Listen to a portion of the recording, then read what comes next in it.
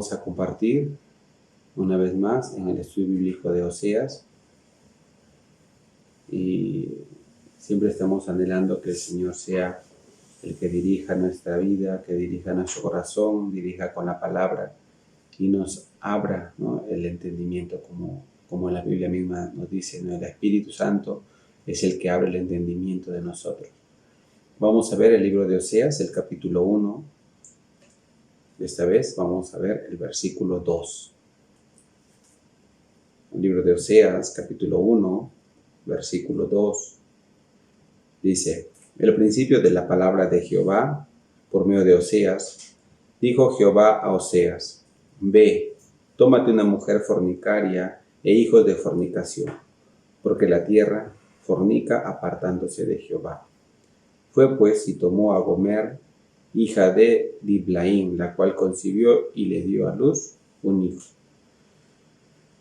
Hasta el versículo 3. Solamente estos dos versículos vamos a compartir. Hemos estado compartiendo, hemos estado viendo en las sesiones anteriores sobre este versículo y enfocamos por qué Dios de repente le dice a un siervo de Dios, a un profeta, que tome pues a una mujer, aquí dice fornicaria. Si nosotros analizamos y vemos al pueblo de Israel, el pueblo de Israel, desde el principio, cuando Dios lo establece, primero llama a Abraham, después de llamar a Abraham y darle la promesa, darle el pacto, Abraham acepta. La Biblia dice que lo que él creyó le fue contado por justicia. Después de Abraham viene su hijo Isaac y después su hijo Jacob, y después de Jacob vienen las tribus ya. Y ahí ya se forma, ¿no?, un pueblo en Egipto. Jacob con sus hijos, sus nietos, entran 70 personas. Y en un lapso de aproximadamente 400 años, este pueblo de 70 personas se convierte prácticamente en una nación. Y tanto así que los mismos egipcios que los tenían como esclavos, con mucho temor, con mucho miedo. Cuando ellos salieron al desierto, según el libro de Números, eran más de 500,000 los que podían salir a la guerra. Entonces se hace un estimado, porque en ese número no está incluido las mujeres, ni los niños, ni las personas mayores de 60 años, ni menores de 20. Entonces se considera un promedio de casi aproximadamente 2 millones de judíos que estarían en el desierto. Es un aproximado, no es el número que tal vez la Biblia menciona. Y los demás reyes tenían miedo de que el pueblo de Israel al pasar por sus territorios, puedan pues invadirlos, dejarlos, ¿no?, sin comida. Y por eso muchos cerraban sus puertas, no permitían, ¿no?, que pueda pasar, ¿no?, con libertad. Cuando vemos, ¿no?, así en la Biblia, todo tiene un sentido espiritual, un propósito espiritual. El pueblo de Israel aprendió en el desierto primero a ver la manifestación de Dios. Aunque muchas veces sale, ¿no?, la necedad del pueblo, sale la soberbia del pueblo, Dios siempre le daba misericordia. Y Dios, celoso con su pueblo, no acepta que el pueblo tenga idolatría, que el pueblo también fornique, que el pueblo vaya, ¿no?, tras dioses ajenos. En esa parte Dios es celoso. Entonces, moralmente para un judío es importante, ¿no?, este tipo de entendimiento, ese tipo de base, ¿no?, y moralidad, porque ellos así se están criando desde niños, desde que nacen ya tienen esa formación, ese concepto de considerar en primer lugar esos mandamientos de Dios, ¿no? Entonces, uno de los mandamientos también que hay, ¿no?, en la Biblia es no adulterar, no fornicar. Entonces, cuando vemos este mandamiento, aquí habla, ¿no? Aquí habla en el libro de Oseas que le dice que sea una mujer fornicaria. ¿Cómo sería una mujer fornicaria para un siervo de Dios? Estuve leyendo, viendo, buscando, y para muchas instituciones cristianas, iglesias, denominaciones, consideran tal vez que esta mujer sería de alguna manera ficticia, de alguna otra manera como una parábola nada más. Pero en el caso de Oseas, Dios le está haciendo experimentar, ¿no? Le está haciendo experimentar en vida una situación tal vez que nosotros no deseamos. Como un siervo de Dios, ¿no?, su esposa va a ser una mujer fornicaria, una mujer ramera. Y ayer explicábamos, o bueno, en la sesión anterior explicábamos acerca del origen del pecado. Y por este origen del pecado, el hombre se desvía de Dios. Tal vez por sí mismo él no tenía la intención de desviarse, sino fue inducido, fue manipulado a hacer o a tomar un camino distinto al de Dios y al de la voluntad de Dios. Y por este corazón que se forma dentro del hombre, que no fue su propia obra, sino fue la obra de Satanás, es que el hombre se convierte en un pecador. Y explicábamos, ¿no?, ayer, bueno, versículo por versículo, explicábamos sobre esa, podríamos decir, transición, ¿no?, del hombre salirse de Dios, de la voluntad de Dios. Cuando Dios le pregunta en Génesis capítulo 3, versículo 9, ¿dónde estás tú? En el versículo 10 dice, tuve miedo porque estaba desnudo y me escondí. Aquí vemos, ¿no?, el corazón del hombre sin Dios, sin palabra de Dios. Tiene miedo, se mira a sí mismo, ve su defecto, ve su falta y tal vez ciegamente ya empieza a actuar.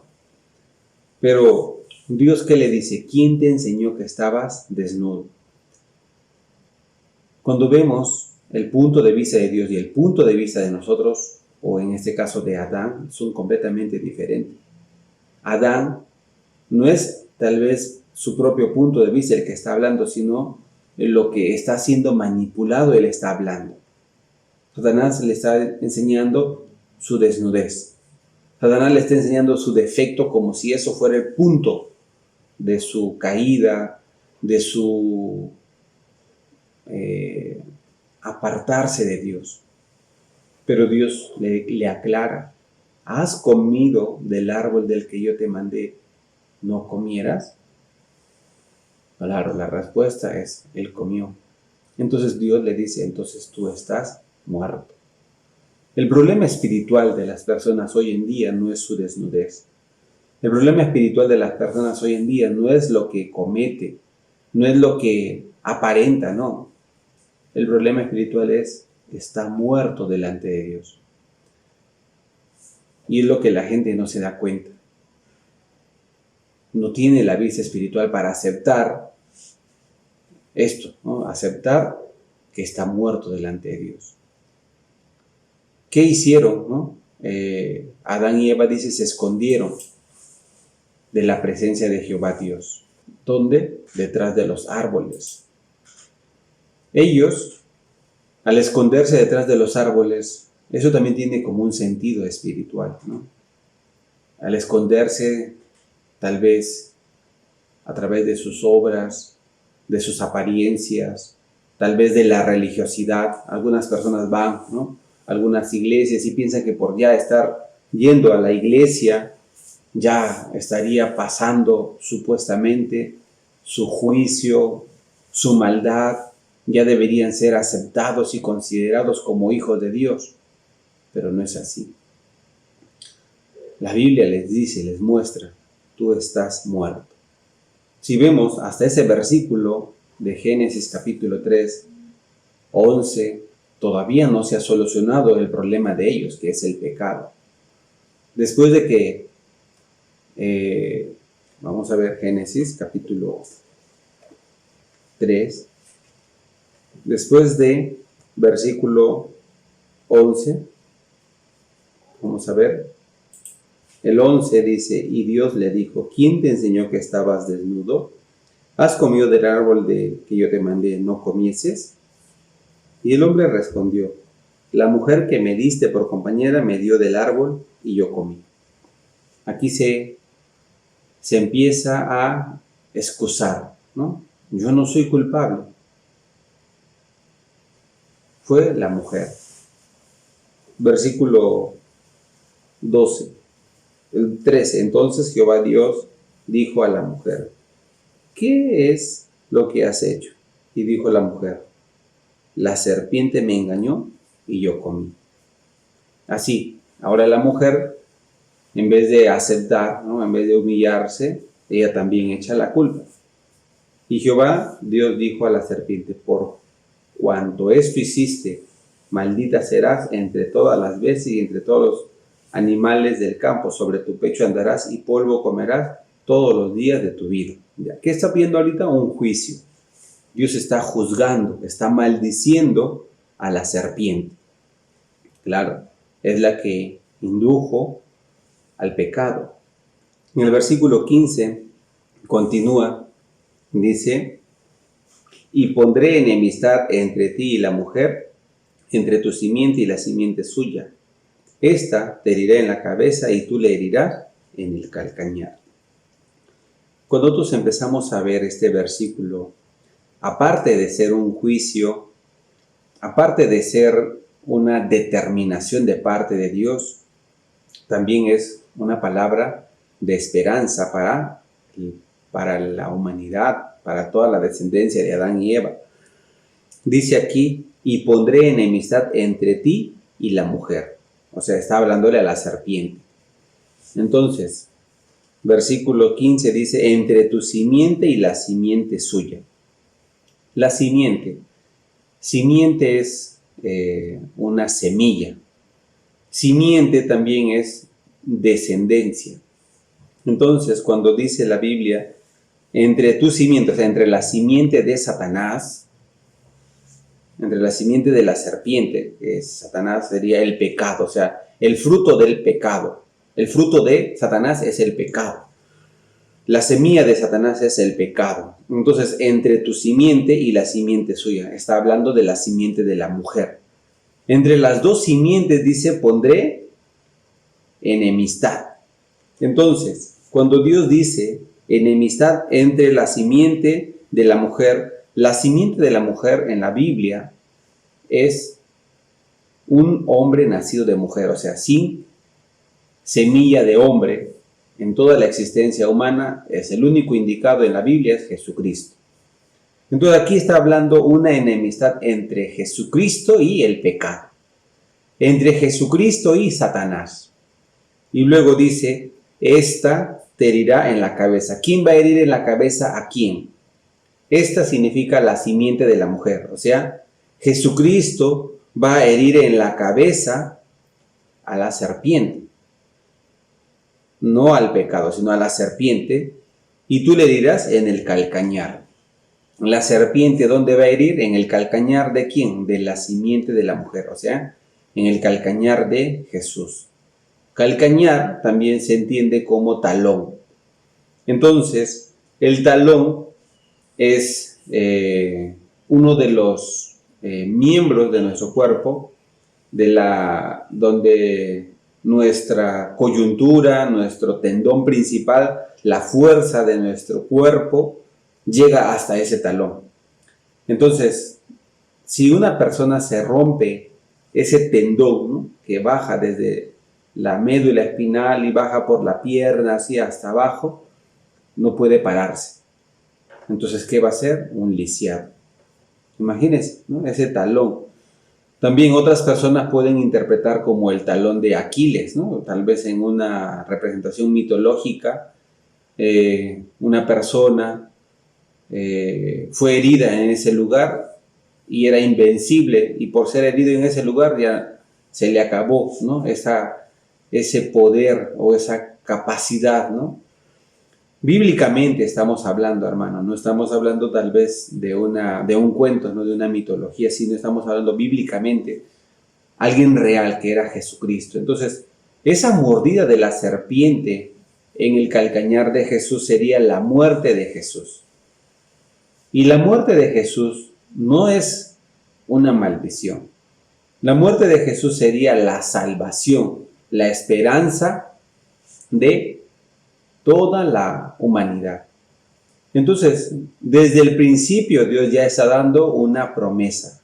Desde el principio Dios ya se está comprometiendo a enviar a su Hijo para salvarnos del pecado. Y cuando vemos, ¿no?, en el libro de Oseas, cómo a un profeta se le tiene que dar una esposa adúltera, me parece, ¿no?, que es algo que nosotros tenemos que meditar. ¿Cómo Dios le puede decir, ¿no?, a un profeta que se case con una mujer adúltera?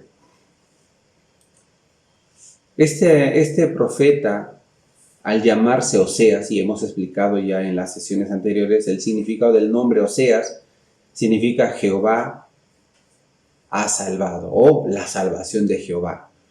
Entonces, Oseas va a ser como una imagen que representa al Señor Jesucristo. Esa mujer fornicaria, adúltera, sería la iglesia. En otras palabras, seríamos nosotros. Si Dios no tendría misericordia de nosotros, entonces Oseas tendría que casarse con una mujer que sea pura, virgen, que sea muy celosa, muy pegada, tal vez a la ley. Y bueno, no nos representaría, porque el humano no es pegado a la ley. El humano no es invicto, no es intacto, no es irreprensible. El humano siempre está fallando, faltando. En la Biblia, cuando vemos en San Mateo capítulo 5, cuando Jesús dice, ¿no?, si una persona mira a una mujer para codiciarla, ya adulteró con ella en su corazón. Tan solamente por mirar. Aunque nosotros digamos, no, yo no he cometido el adulterio, yo no he cometido homicidio, yo no soy así, ¿no?, un mentiroso, un ladrón. Pero la Biblia habla de que si es que ya lo pensó, ya lo hizo en su corazón, ya delante de Dios, él es igual que un adúltero. Él es igual que un homicida. Y no solamente eso, también dice, ¿no?, si tu ojo te es ocasión de caer, sácalo. Si tu mano te es ocasión de caer, córtalo. Si tu pie te es ocasión de caer, sácalo de ti. Por medio de estas palabras, Dios no solamente quiere hablar de nuestra apariencia, está hablando acerca de nuestro corazón. Así, hermano, nosotros podemos ver y pensar. Cuando Oseas, negándose a sí mismo,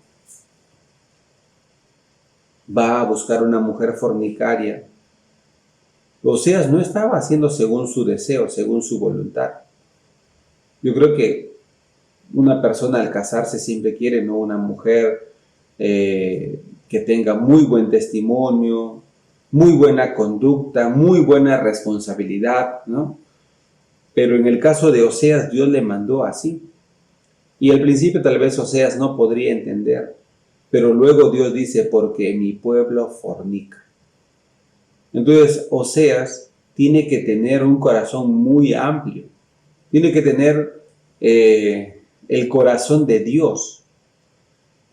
En otras palabras, Oseas representa al Señor Jesucristo. Jesucristo, cuando viene a este mundo, ya viene ya, sabiendo que Él va a morir, que Él va a padecer por el pecado, que sus discípulos lo van a traicionar, que su propio discípulo, ¿no?, le va a vender, su propio discípulo le va a negar, se van a escapar,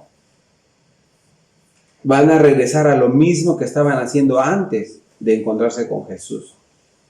Pero Jesús, aún así, sabiendo todas estas cosas, dijo: yo he orado para que vuestra fe no falte.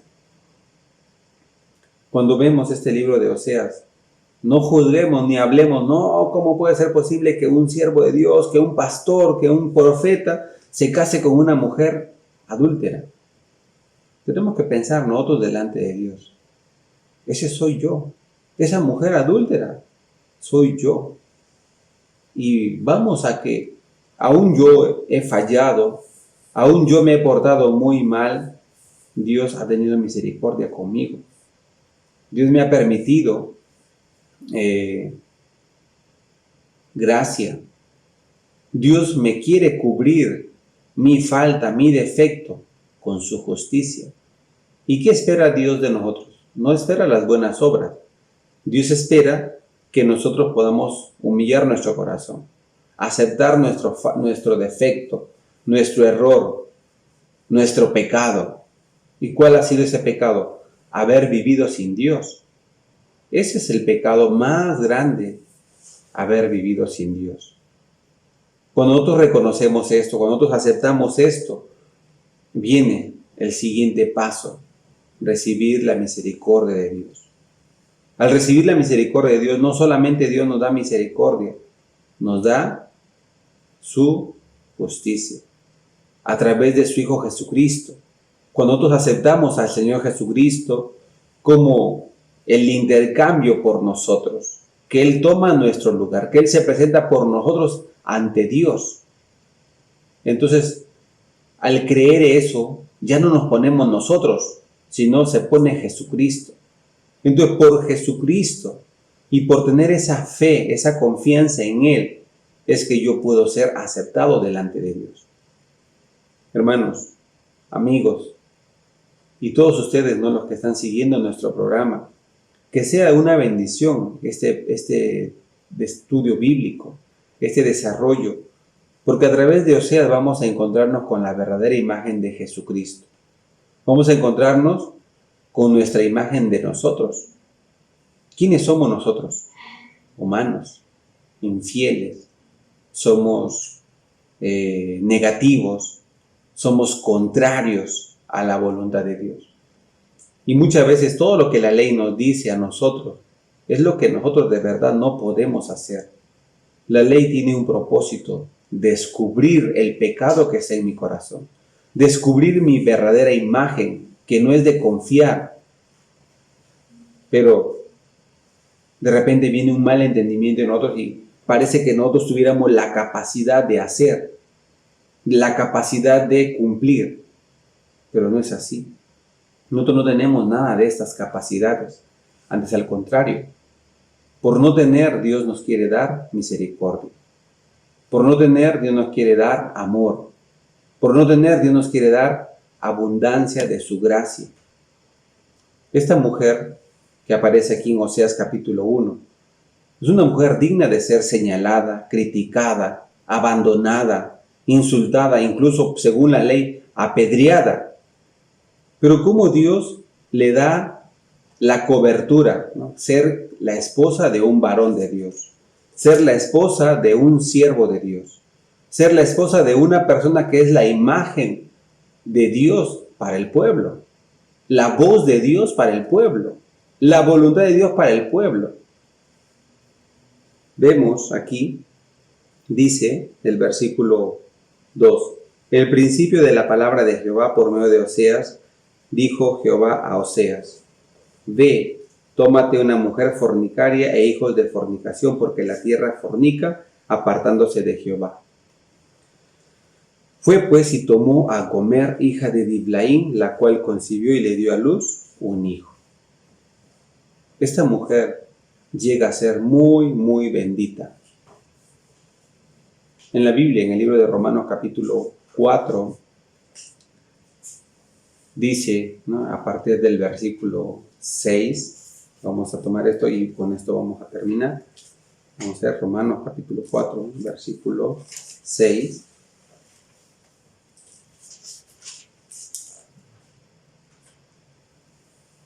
Dice, como también David habla de las bienaventuranzas del hombre a quien Dios atribuye justicia sin obras, diciendo, bienaventurados aquellos cuyas iniquidades son perdonadas y cuyos pecados son cubiertos. Bienaventurado el varón a quien el Señor no inculpa de pecado. Es una bienaventuranza que Dios no inculpe de pecado. Esta mujer no se le está inculpando de pecado. Aunque sea como sea, Dios la quiere cubrir con su justicia, con su gracia. Dios también quiere cubrirnos a nosotros, hermanos, con su justicia, con su gracia. Espero que a través de esta palabra nuestra vida se acerque más a la palabra, a la voluntad del Señor. Hasta aquí vamos a compartir, vamos a orar. Padre Dios, le damos gracias por permitirnos tener el estudio bíblico de Oseas. Usted quiere bendecir nuestra alma, usted quiere bendecir nuestra familia, quiere bendecir nuestra iglesia, quiere bendecir el lugar donde nosotros nos desenvolvemos para caminar conforme a la voluntad de Dios. Bendiga a cada persona, bendiga a cada oyente de este programa, de este estudio bíblico. Sea usted trabajando en la vida de cada uno de nosotros. Le glorificamos y nos presentamos delante de usted, dispuestos a recibir su gracia, su amor, su misericordia. Oramos en el nombre del Señor Jesucristo. Amén. Muchas gracias. Nos vemos en la siguiente sesión. Hasta luego.